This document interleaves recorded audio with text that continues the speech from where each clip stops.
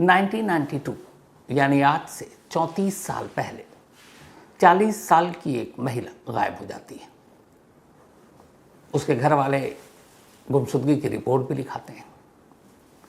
फिर धीरे धीरे वो मामला कहीं खो जाता है, क्योंकि खुद घर वालों को पता नहीं था कि वो गुम कहाँ हुई, किस शहर में हुई, कहाँ होगी।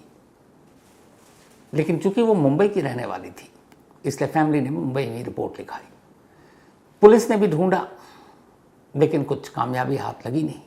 धीरे धीरे वक्त बीता, चीज़ें बदल दी गई। 92 के बाद 93 हो गया, मुंबई में सीरियल ब्लास्ट, वो दाऊद इब्राहिम वाला, तो बहुत सारी चीज़ें बदली। फिर पुलिस एक महिला की गुमशुदगी की केस को कितना तवज्जो देती, वक्त के साथ वो सब कुछ भुला बैठी। धीरे धीरे वक्त बीतता गया। इधर मुंबई से दूर अहमदाबाद में एक घर, और उस घर में एक भरा पूरा परिवार रहता है। जिंदगी में सब कुछ ठीक ठाक चल रहा है। घर का जो मुखिया वो एक छोटा मोटा बिल्डर, जो छोटे छोटे कंस्ट्रक्शन के काम करता था, नाम शमसुद्दीन। शमसुद्दीन की पत्नी, उसके बच्चे, उसके भाई भाभियाँ, पूरा भरा पूरा परिवार था।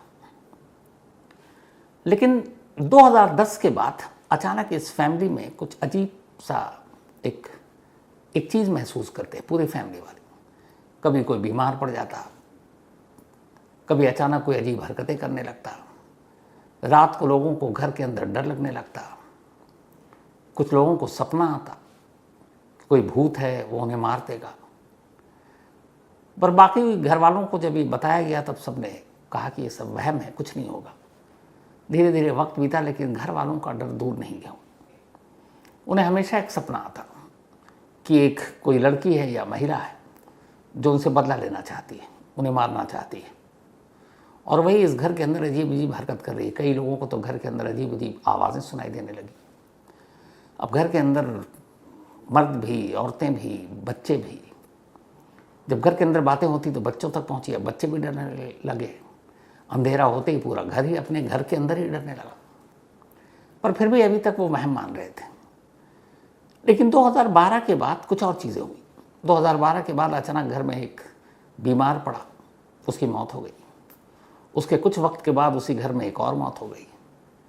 फिर 2015 एकदम ठीक ठाक हट्टा कट्टा घर का मालिक शमसुद्दीन एक रात सोया, सुबह उठा तो लोगों ने देखा, मतलब वो क्या उठा ही नहीं। जब देर हो गई उठा नहीं तो घर वालों ने जाकर उसे जगाने की कोशिश की, कोई हरकत नहीं। डॉक्टर के पास ले गए, पता चला शमसुद्दीन की भी मौत हो गई। शमसुद्दीन का पोस्टमार्टम हुआ तो पता चला दिल का दौरा पड़ने से मौत हुई थी।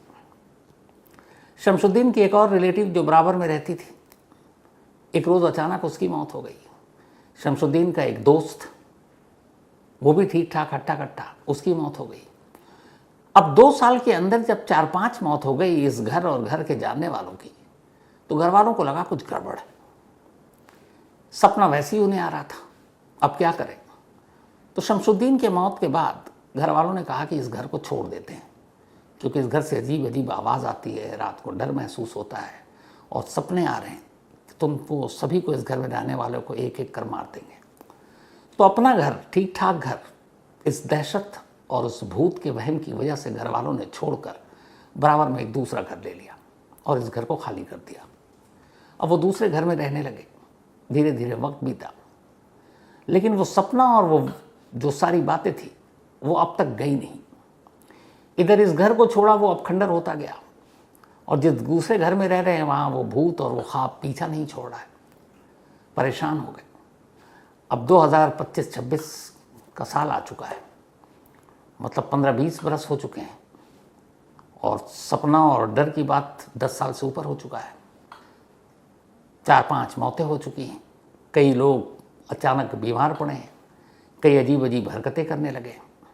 घर वालों को पक्का लगा कि कुछ भूत का साया है उस घर में और उससे अब छुटकारा पाना चाहिए। तो घर के लोगों ने तय किया कि किसी तांत्रिक, मौलाना, किसी ओझा, इनको बुलाते हैं और पता करते हैं कि मामला क्या और कैसे ये डर और वो वहम दूर हो। तो उन्होंने तंत्र मंत्र का सहारा लिया। तांत्रिक आया, उन्होंने पूछा, सवाल जवाब होता रहा। उन्होंने बताया किस तरह का डर, किस तरह के सपने, ये सारी बातें होती रही। वो जवाब देते रहे, फिर वो जैसा कहता रहा वो लोग करते रहे। तंत्र मंत्र, जादू टोना, दुआएं सब होती रहीं। फिर इसी दौरान एक दिन एक तांत्रिक ने पूछा कि अच्छा ये बताओ, क्या इस घर में कभी कुछ ऐसा हुआ है, किसी के साथ जुल्म, किसी के साथ ज्यादती, कोई नाइंसाफ़ी, या आपको लगता है कि कोई ऐसा दुश्मन जो आपसे बदला ले सकता है? और उसने कहा कि सच बताना, क्योंकि फिर तभी इसका इलाज कर पाएंगे, हम उसका फिर हल बताएंगे। घर के एक शख्स ने तांत्रिक से कहा हाँ हुआ है। उसने कहा क्या हुआ? उसने कहा असल में एक कत्ल हुआ था, लेकिन कत्ल कहीं और हुआ था, पर लाश इसी घर में दफन, इस घर के सेप्टिक टैंक में एक लड़की की लाश दफन है, और उसको हमारे भाई ने मारा था। और इस बात को तो अब बरसों बीत गए, 34 साल हो गए। अब उसने सिर्फ इस उम्मीद में कि तांत्रिक को ये बात बताएगा और तांत्रिक उसका हल बताएगा, और वो भी जो भी उस आंगन में सेप्टिक टैंक में जिसे मार कर दफनाया गया है वो उसका इलाज करेगा, ताकि वो घर वालों का पीछा छोड़ दे। और फिर इस उम्मीद में भी कि जिसने कत्ल किया वो 2015 में उसकी खुद मौत हो गई है, तो अब तो पीछा छोड़ दे। जिस कातिल ने कत्ल किया उससे तो बदला ले लिया, जो उसका एक दोस्त जो इस कत्ल में शामिल था उसकी भी मौत हो गई, तो उसको भी भाई अब तो बख्श दो। जिस घर में कत्ल किया गया था उस घर की जो मालकिन है उसकी भी मौत हो गई है। तो उसके कत्ल से जुड़े जितने कैरेक्टर थे, एक को छोड़कर सभी की मौत हो चुकी, लेकिन पूरा घर परेशान है। सिर्फ एक भाई है जो अभी तक बचा है, हालांकि उसने कत्ल नहीं किया, लेकिन कत्ल के बाद लाश को छुपाने में उसने मदद की थी। तब ये बात उसने तांत्रिक को बताया। इस दौरान में हुआ ये कि जब तंत्र मंत्र घर के अंदर होने लगा, एक मोहल्ले में इस तरह की चीज़ें, कोई तांत्रिक आया और इस तरह की चीज़ें हों, तो आस पड़ोस के लोगों की भी नज़र पड़ती है। और ये तंत्र मंत्र ऐसी चीज़ें हैं जो रात के अंधेरे में की जाती हैं, तो वो धूप बत्ती और बाकी सारी चीज़ें, तो कुछ पड़ोसियों को भी शक हुआ। और उन्हीं पड़ोसियों में एक मुखबिर भी था जो पुलिस को जानता था, पुलिस के लिए काम करता था। उसने पुलिस से कहा कि अचानक हमारे पड़ोस के घर में एक अजीब तरह की तंत्र मंत्र की चीज़ें चल रही हैं और लोग डरे हुए हैं, और इस परिवार में कई मौत हो चुकी है, वो मौत भी अब शक के घेरे में है, तो इसकी आपको जांच करनी चाहिए। अब अहमदाबाद की क्राइम ब्रांच को ये खबर मिली उस मुखबिर से। क्राइम ब्रांच की टीम को भी अजीब लगा कि एक पढ़ी लिखी बस्ती में इस तरह के तंत्र मंत्र की चीज़ें चल रही है, तो मामला है क्या? अब सादी वर्दी में पुलिस वालों ने उस घर के ऊपर नज़र रखनी शुरू कर दी। जब नज़र रखनी शुरू की तो उन्होंने पाया कि मुखबिर की खबर सही थी। यहाँ कोई तांत्रिक आता है और कुछ अजीब तरीके के तंत्र मंत्र करता है। फिर एक रोज़ मौका देखते ही पुलिस ने उस तांत्रिक को बुलाया पूछताछ के लिए, और उसने कहा कि सच सच बताओ कि इस घर में ये तंत्र मंत्र, जादू टोना तुम किस लिए कर रहे हो और क्यों कर रहे हो और क्या वजह है जो कर रहे हो? तांत्रिक सच बोल बैठा। उसने कहा साहब, इस घर के एक शख्स ने मुझे बताया कि यहाँ एक लाश दफन है, और 34 साल पुरानी बात है। 34 साल से इस घर के आंगन के सेप्टिक टैंक में एक लाश दफन है, और इस घर के लोगों को पिछले कुछ सालों से अजीब अजीब सपने आ रहे हैं और ये डर रहे हैं, और उन्हें ऐसा लगता है कि मरने वाली उनके सामने खड़ी है। तो यहाँ तक कि रात को लोग अपने बेडरूम से बाहर निकलने से भी डरते हैं, वॉशरूम तक जाने से डरते हैं। और फिर इस घर में कई ऐसी चीज़ें हुई, कुछ बीमार पड़ गया, कोई ठीक ठाक था, अचानक उसकी मौत हो गई। तो जब ये सारी चीज़ें एक साथ होने लगी तो उन्हें यकीन हो गया कि कुछ तो है और कोई बदला लेना चाह रहा, और वो वही भूत है जिसका कत्ल हुआ है। अब जैसे ही पुलिस को ये बात पता चली तांत्रिक से, तो अब सवाल ये कि सिर्फ तांत्रिक के कहने पर कैसे यकीन किया जाए, और दूसरा भूत प्रेत कानून की किताबों में तो कहीं जिक्र नहीं है। तीसरा, 34 साल पहले पुलिस ने आस पड़ोस के लोगों से पता करना शुरू किया, भाई आस पड़ोस में कोई लड़की गायब है, कोई महिला गायब है, तो बताओ पुराने रिकॉर्ड खंगाले गए 1992 के, बट उस वक्त ऐसी कोई मिसिंग कंप्लेंट भी नहीं मिली। इस परिवार के लोगों के रिश्तेदारों की भी पूरी कुंडली चुपचाप से निकाली गई कि कोई ऐसी मौत हुई हो जिसको दबाया गया या कोई गायब हुआ। कहीं पुलिस में कंप्लेंट, कोई कामयाबी नहीं मिली। मतलब कहीं कोई गायब नहीं, कोई गुम नहीं, कोई पुलिस में कंप्लेंट नहीं, लेकिन तांत्रिक बता रहा है कि 34 साल से इस घर के अंदर एक लाश दफन है। अब पुलिस क्या करे? तब पुलिस ने आखिरकार इस घर में रहने वाले इकबाल नाम के एक शख्स को पूछताछ के लिए बुलाया। इकबाल शमशुद्दीन का छोटा भाई था, वही शमशुद्दीन जिसकी 2015 में दिल का दौरा पड़ने से मौत हो गई। और उसने उससे पूछा कि ये तुम तंत्र मंत्र क्यों कर रहे हो? इकबाल घबरा गया, क्योंकि उसे उम्मीद नहीं थी कि पुलिस तक ये बात पहुंचेगी। उसने फिर यही कहा कि साहब, हम लोगों को अजीब अजीब आवाज़ें आती हैं, अजीब अजीब तरह से घर के लोगों को कोई डरा रहा है, हमें खुद पता नहीं, तो हमने इसीलिए तांत्रिक तंत्र मंत्र और झाड़ फूक कराकर सब कुछ ठीक करने की कोशिश की। यहाँ तक कि इस डर और दहशत की वजह से हमें अपना घर छोड़ना पड़ा, और वो घर कई सालों से खाली है। अब लोग उसे भूत बंगला तक कहने लगे। तो घर है, अब भूत बंगले के चक्कर में खाली है, तो एक बार वहाँ से वो दहशत और डर दूर हो जाए तो हम सब वापस अपने उस घर में लौट आए। बस इसीलिए तांत्रिक को बुला रहे हैं। फिर पुलिस ने कहा कि नहीं, तांत्रिक से तो तुमने ये कहा कि यहाँ एक लाश दफन है, क्योंकि तुम लोगों को उसका उपाय करना था और उसके लिए तुमने सच बोल दिया। तब पहली बार इकबाल घबराया और उसने कहा, हाँ ये सच है, घर के आंगन में एक लाश दफन है। अब इकबाल के कहने पर भी एक कत्ल का केस दर्ज तो हो नहीं सकता, क्योंकि 34 साल पुराना मामला है। लाश या लाश के सबूत भी मिलने ज़रूरी है। ये बात अभी पिछले महीने 30 अप्रैल के आसपास की है। तो जब खुद इकबाल ने ये माना, तांत्रिक बोल चुका है, घर में कई हादसे हो चुके हैं, आज के दौर में कोई सिर्फ वहम की खातिर अपना अच्छा खासा घर छोड़ दे, घर को वीरान छोड़ दे, ये बात भी खटक रही थी। तब पुलिस ने तय किया कि चलो इस घर की खुदाई करते हैं। जेसीबी मशीन मंगाई गई और इस घर के आंगन की खुदाई की गई, जहाँ पर सेप्टिक टैंक हुआ करता था। कई घंटे तक खुदाई चली। कई घंटे की खुदाई के बाद मिट्टी से पुलिस को कुछ सबूत मिले। 5 इंसानी दांत और हड्डियों के चंद टुकड़े। दांत देखकर साफ पता चला था कि ये इंसानों के दांत हैं। हड्डियों के टुकड़े भी पुलिस ने अपनी कस्टडी में लिया। अब ये तो तय था कि यहाँ पे कोई लाश थी, क्योंकि सबूत अंदर से बाहर आ चुके थे। लेकिन ये लाश किसकी है, कौन है वो, ये कैसे एस्टेब्लिश किया जाए? क्योंकि जिसे मारा गया पहले उसकी आइडेंटिटी तो हो कि वो है कौन, और बिना डीएनए के कैसे पता करेंगे? तो फिर पूछताछ हुई। तब इकबाल ने कहानी सुनाई, और जो पूरी कहानी थी वो कुछ यूं थी। 1987-88 का दौर रहा होगा, 1987-88। अहमदाबाद का रहने वाला शमशुद्दीन, जो एक छोटा मोटा बिल्डर था, तब मुंबई में नौकरी किया करता था। बल्कि नौकरी किया, यही अपना काम किया करता था, कंस्ट्रक्शन का।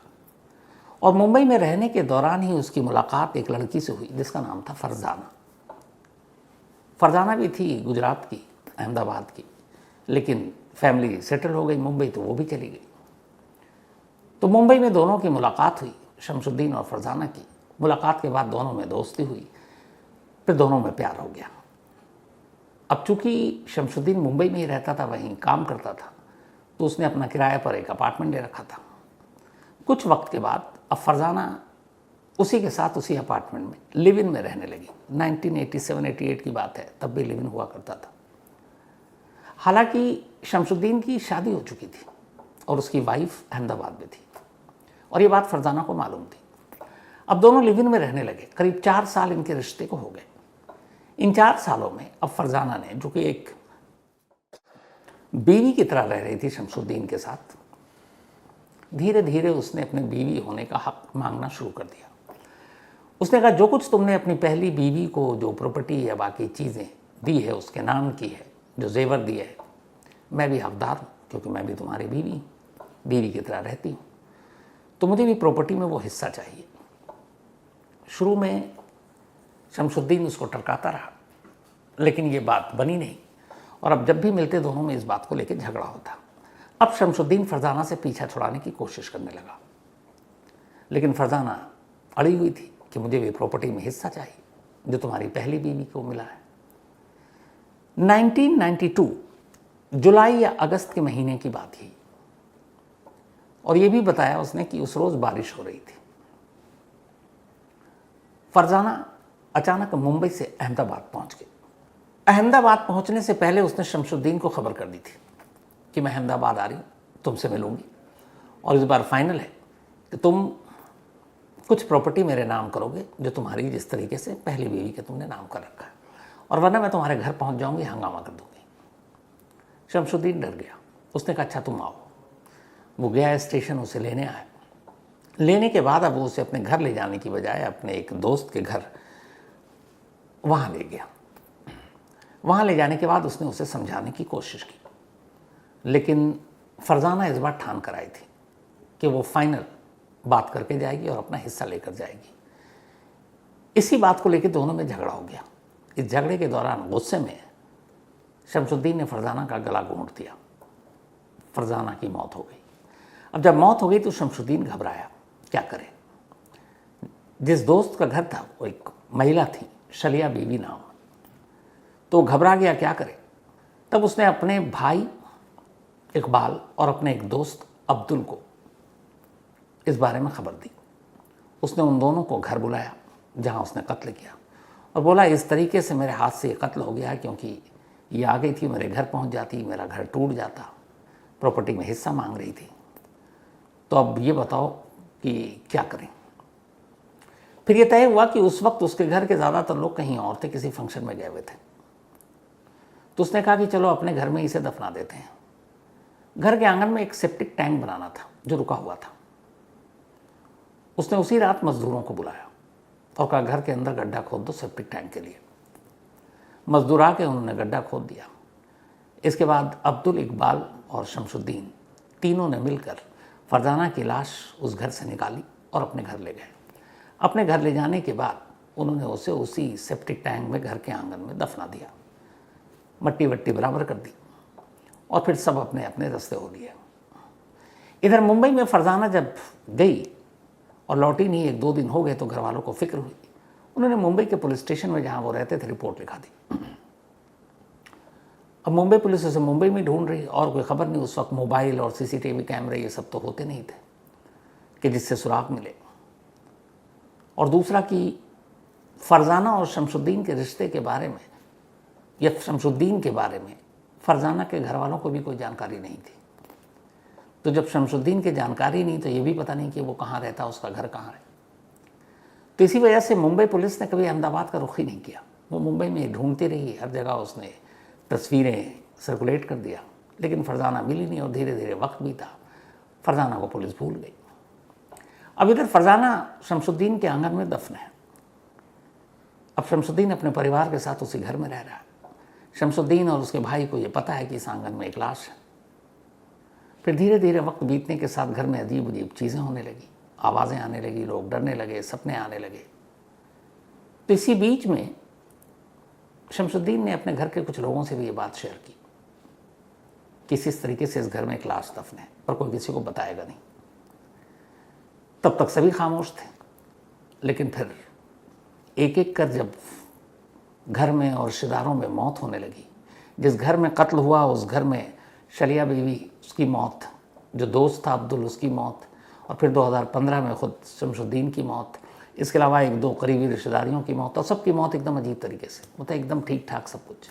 हालांकि हो सकता है ठीक ठाक आदमी को भी दिल का दौरा पड़ने से मौत हो जाती है, लेकिन जब एक सारे मौत होने लगे और घर के लोग बीमार होने लगे और अजीब अजीब सपने आने लगे, तब लोगों को लगा कि शायद ये सब कुछ उस आंगन में दफन लाश की वजह से हुआ है जो भूत बनकर बदला ले रही। और ये बात ख़ास तौर पर शमशुद्दीन का भाई इकबाल जानता था। और इसीलिए जब ये हद से ज़्यादा चीज़ें बढ़ने लगी, लोग घबराहट में और डर में जीने लगे, तो उन्होंने पहले घर छोड़ा, घर वीरान हो गया, भूत बंगला बन गया, दूसरी जगह रहने लगे। लेकिन फिर भी वो सपने और वो डर और दहशत गई नहीं। तब फिर कहीं जाकर तंत्र मंत्र ओझा का सहारा लिया और तब कहीं जाकर ये खुलासा हुआ। यानी 34 साल बाद कायदे से जिस फरजाना का कत्ल हुआ उसके कातिल एक एक कर मारे गए, सिवाय एक के। और उस घर के भी कई लोगों से उसने बदला ले लिया। और वो फरजाना जिसकी गुमशुदगी या मौत की, गुमशुदगी की ही पता नहीं तो मौत या कत्ल की बात क्या पता चले, 34 साल बाद एक तरह से उसने खुद ही अपने कातिल तक पुलिस को पहुंचा दिया, क्योंकि डर और दहशत उसी को लेकर थी। और उसी वजह से वो तंत्र मंत्र या तांत्रिक के पास गए और उसी वजह से तांत्रिक को सच बताया, जिस वजह से पुलिस पहुंची, खुदाई हुई और सारी चीज़ें बाहर आई। अब दिक्कत यह कि 34 साल पुराना ये केस है। फरजाना का डीएनए मैच होने के लिए भेजा गया है, मुंबई में उनके रिश्तेदारों को ढूंढा गया है, और इस पूरे केस के जो चश्मदीद है उनमें से सिर्फ एक है अभी पुलिस के पास, वही भाई। अब उस भाई के जरिए पुलिस इस केस को कितना पुख्ता बनाती है, क्योंकि सब कुछ इस्टेब्लिश करना पड़ेगा। और कत्ल भी भाई ने नहीं बल्कि शमशुद्दीन ने किया था, लाश छुपाने में बाकी लोगों ने मदद की थी।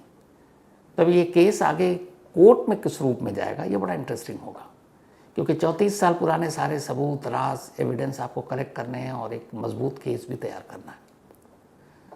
तो वो 5 दांत और चंद हड्डियाँ, उनके सहारे डीएनए, और डीएनए से ये मिलान की ये फरजाना ही है, और उसके बाद कत्ल का मकसद, और कत्ल के बाद लाश को छुपाने में मदद करने के गुनहगार, जो फिलहाल एक ही बचा है।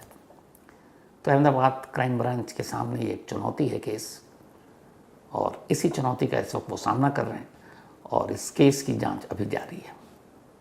तो ये थी कहानी उस फरजाना की जो 34 साल तक एक आंगन में दफन होकर भी कम से कम उस घर वालों की नज़र में उन्हें वो डराती रही, और आखिर में अपने ही कत्ल का खुलासा कुछ इस अंदाज में करते।